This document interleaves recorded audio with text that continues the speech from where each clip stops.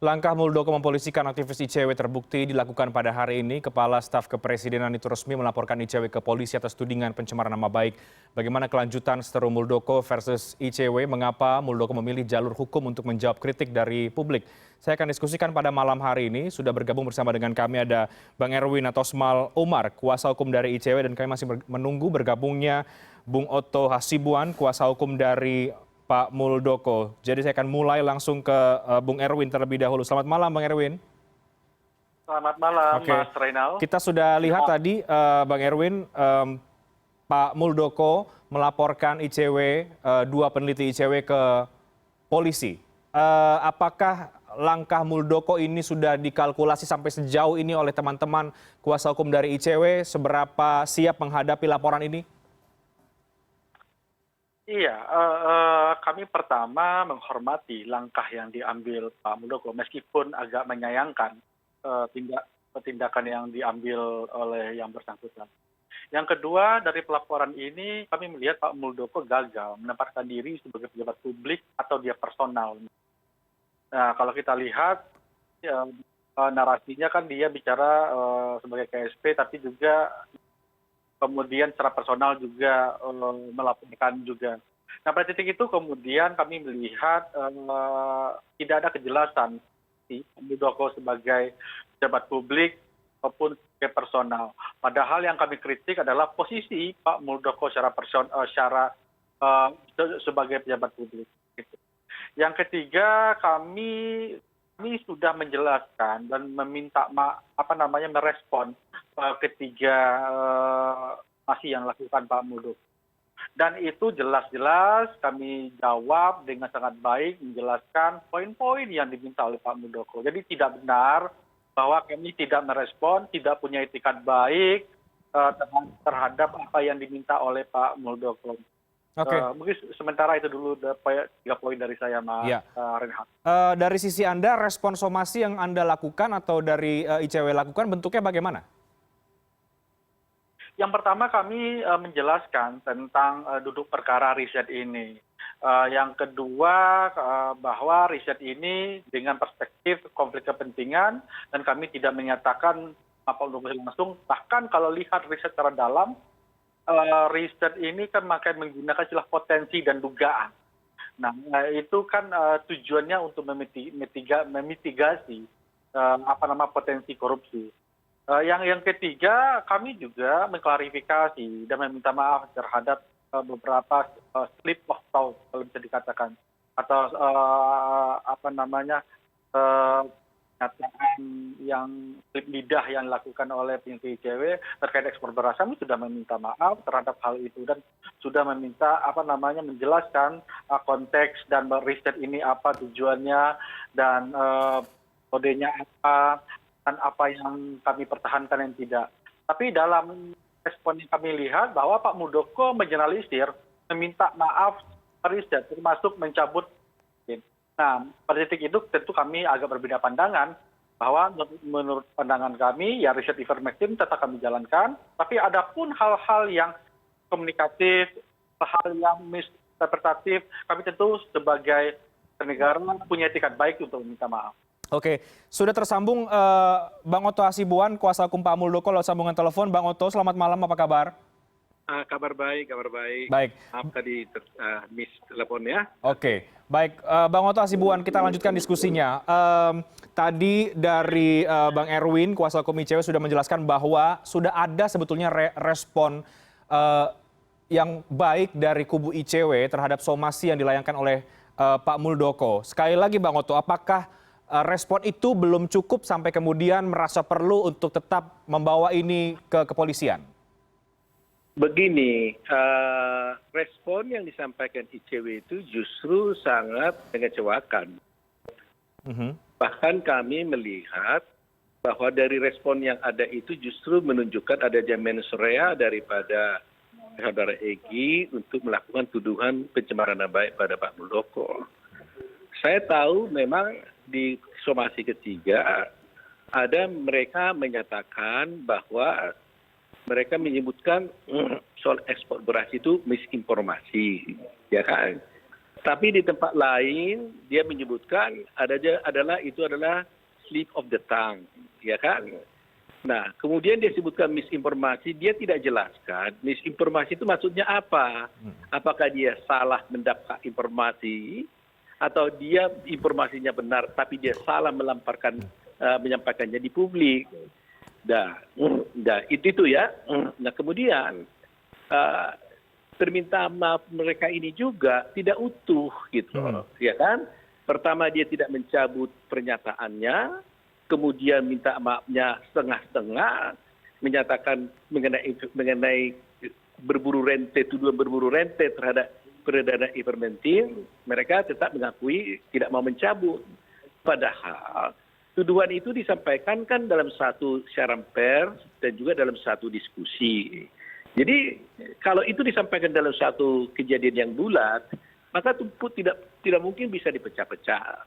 Ya, kalau dia mengatakan di satu pihak dia minta maaf, di satu pihak tidak minta maaf, itu berarti bisa saja nanti Pak Muldoko bilang yang satu pihak saya izinkan maafnya, yang satu lain soal tidak saya izinkan maafnya. Tetapi yang paling utama sebenarnya adalah untuk yang penting itu adalah menyatakan mencabut keterangan itu. Dan itu tidak benar, itu poin utamanya sebenarnya. Ya kan? Itu poin utamanya. Nah, karena apa? Perlu diingat, kita jangan berdebat mengenai apakah ivermectin itu bagus atau tidak. Karena isunya bukan bagus atau tidak ivermectin. Isu kita adalah apakah memang terbukti nggak Pak Muldoko ini berburu rente atau tidak. Karena yang kami persoalkan bukan persoalan apakah ivermectin baik atau tidak. Yang kami persoalkan oleh Pak Muldoko itu adalah apakah ICW atau EGI bisa membuktikan nggak tuduhannya bahwa Pak Muldoko dituduh sebagai berburu rente. Itu persoalannya. Nah, sampai sekarang pihak EGI-CS dari ICW tidak pernah mengajukan bukti-bukti konkret bahwa Pak Muldoko betul-betul melakukan perburuan rente.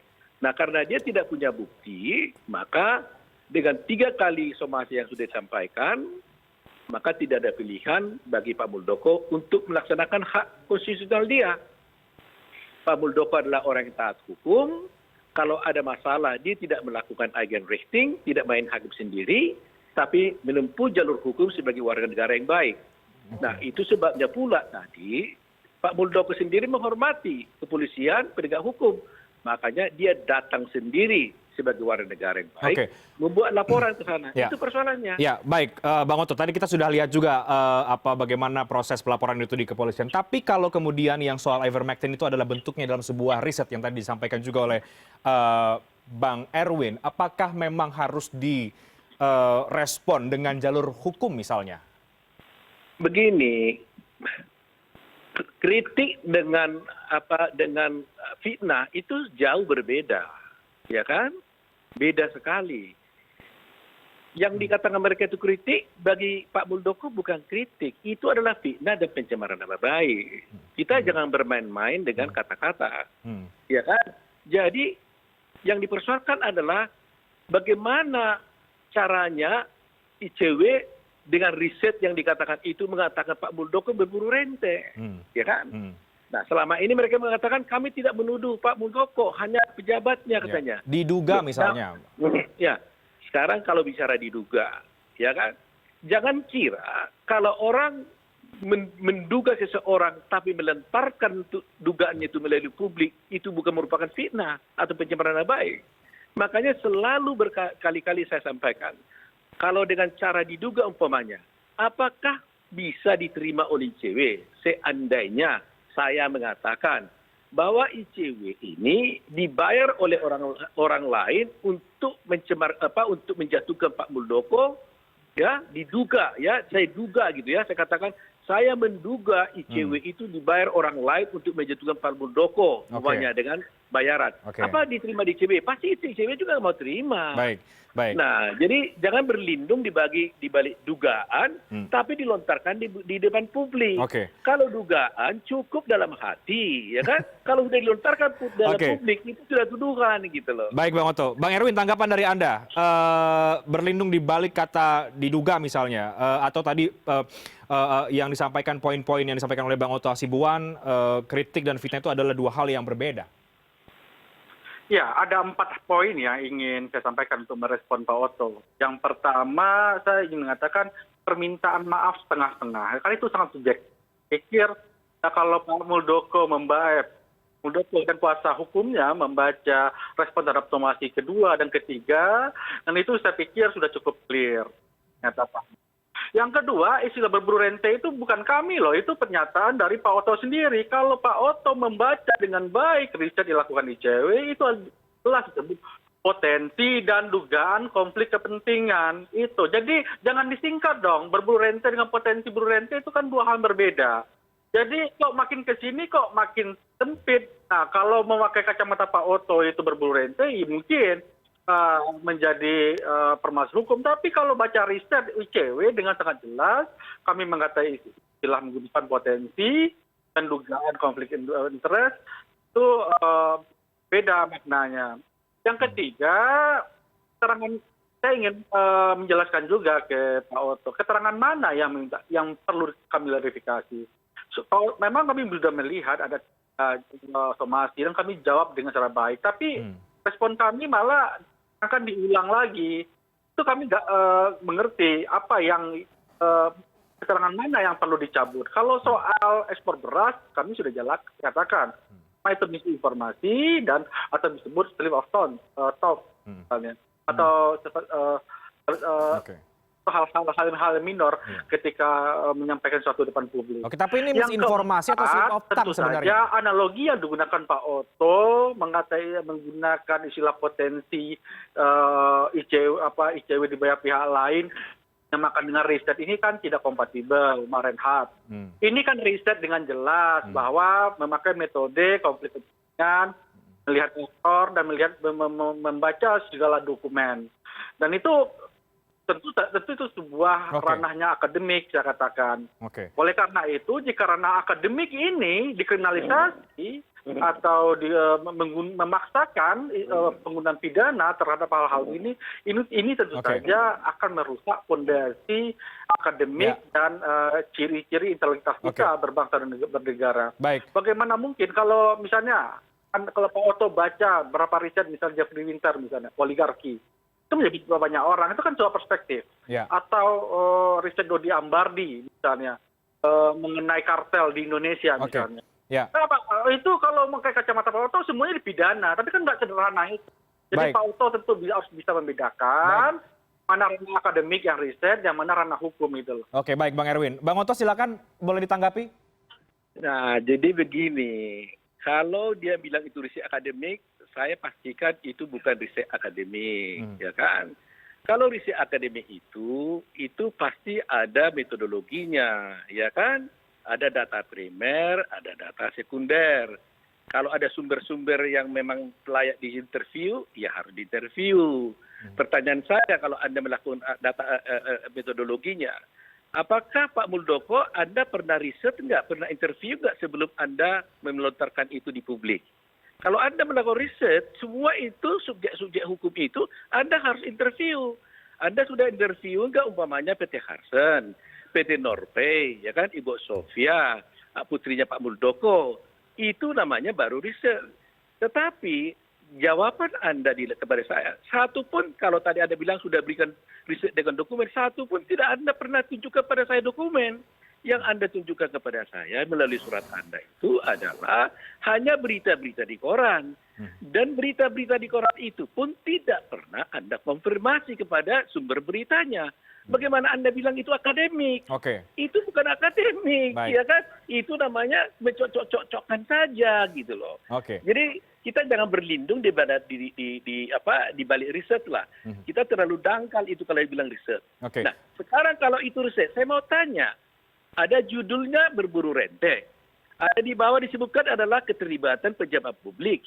ada di situ Pak Muldoko. Saya mau tanya, kalau Anda menyebutkan judulnya berburu rente di masa krisis, saya mau tanya, siapa yang Anda maksudkan berburu rente di dalam tulisan Anda itu? Itu kesimpulan saya Anda. Siapa? Baik, ya. Nanti itu dijawab oleh Bang Erwin. Tapi kita break dulu ya, Bang Oto dan juga Bang Erwin. Kami akan segera kembali sesaat lagi tetap di CNN Indonesia Newscast.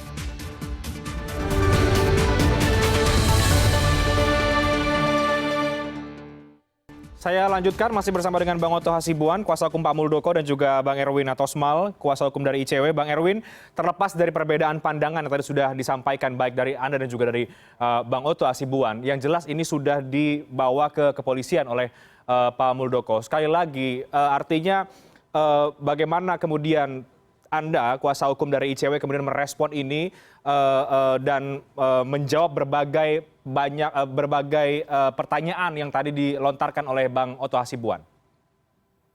Ya, yang pertama kami tetap menghormati posisi Pak Muldoko. Meskipun kami melihat ada keganjilan bahwa ada semacam degradasi jika dibandingkan dengan respon dilakukan pejabat-pejabat di. Kalau zaman dulu misalnya zaman Pak SBY itu ada riset namanya Gurita Cikeas. Itu perspektifnya mirip dilakukan ICW, yaitu konflik interest dan yang lain. Nah, kalau soal itu riset itu dangkal, riset itu tidak proporsional, itu ranah akademik. Silakan Anda balas sendiri, riset dibalas riset. Yang kedua tentu kami menyiapkan langkah-langkah hukum. Tapi kami agak menyayangkan jika harus menggunakan langkah pidana, terutama menggunakan pasal-pasal TE sebagai ruang menjerat rekan kami Egy dan Miftah. Oke, baik. Bang Oto, sebagai pejabat publik, Pak Muldoko tentu sudah biasa menghadapi kritik. Tadi juga Pak Muldoko katakan itu ketika di konvers. Tapi dalam kasus ini, ada kekhawatiran apa sampai ini harus merasa perlu ini dibawa ke ranah pidana sampai harus dibawa ke kepolisian, Bang Oto? Begini, pencemaran nama baik dengan tuduhan berburu rente itu kan suatu tuduhan yang sangat serius kan. Kalau kita bilang berburu rente itu maksudnya kan mencari untung dengan cara melawan hukum, ya, dengan melanggar segala aturan. Nah, kan itu bagi dahsyat sekali bagi Pak Muldoko kalau itu dibiarkan, gitu loh. Nah, jadi prinsipnya Pak Muldoko itu ingin menunjukkan sebagai warga negara yang baik, maka kalau ada persoalan seperti itu, ya tidak boleh menggunakan kekuasaan, kan harus melalui jalur hukum. Dan saya juga menerima surat dari ICW. ICW juga mengatakan, seandainya Pak Muldoko menggunakan haknya untuk mengajukan laporan ke polisi, itu mereka akan hormati. Gitu loh. Jadi kenapa sekarang mereka menjadi protes lagi, seakan-akan protes gitu kan, mengatakan macam-macam bahwa itu adalah sangat disayangkan. Kan kita sudah mengajukan mekanisme perdata dengan cara mengajukan somasi. Supaya kita ketahui kalau yang disebut somasi itu adalah mekanisme keperdataan yang diberikan oleh undang-undang agar bisa menyelesaikan persoalan di luar pengadilan maupun di luar kepolisian. Nah, berarti kan Pak Muldoko sudah beritikat baik kan, dia ingin menyelesaikan di luar pengadilan maupun di luar kepolisian. Tapi pihak sana tidak mau, ya kan? Coba bayangkan, mereka mengakui bahwa itu misinformasi, tapi nggak mau mencabut pernyataannya. Dianggap bahwa ya dari kan? pihak kami itu tidak persoalannya, menjawab, gitu. tidak punya etikat baik, Ya. itu salah besar. Jadi, saya pikir. Itu menyederhanakan riset potensi. Ya, satu-satu bicara kita, Mas. Satu-satu kita bicara. Anda bicarakan Bang juga Erwin saya bisa diam. ditahan dulu, Bang Erwin. Silakan Pak Oto, silakan. Iya, ya gitu. Jadi intinya gitu. Jadi sekarang kan sudah berakhir, sudah masuk ke pengadilan, ke kepolisian.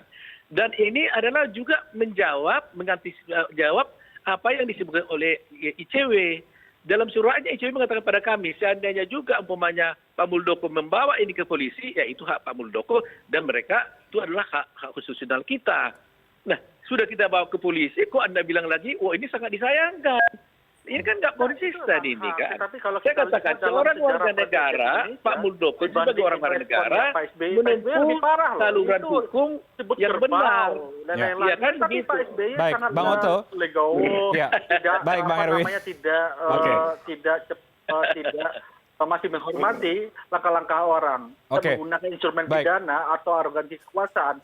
Baik, Bang Oto. Atau melaporkan orang-orang yang berbeda Ya. pandangan. Baik, Bang Erwin tahan dulu. Bang Oto, tapi begini, ada kekhawatiran, ada concern dari sebagian pihak bahwa oke, Pak Muldoko sebagai warga negara, tapi di satu sisi posisinya juga tidak bisa lepas sebagai pejabat publik yang ada cara-cara lain untuk merespon yang sifatnya kritik, katakanlah begitu ya, karena ini kemudian dianggap sebagai kritik oleh teman-teman dari ICW. Ada cara-cara lain yang seharusnya bisa dilakukan daripada kemudian menempuh jalur hukum karena ini menjadi terkesan pejabat publik kemudian mensomasi, mempolisikan aktivis ataupun masyarakat. Itu bagaimana, Pak Oto?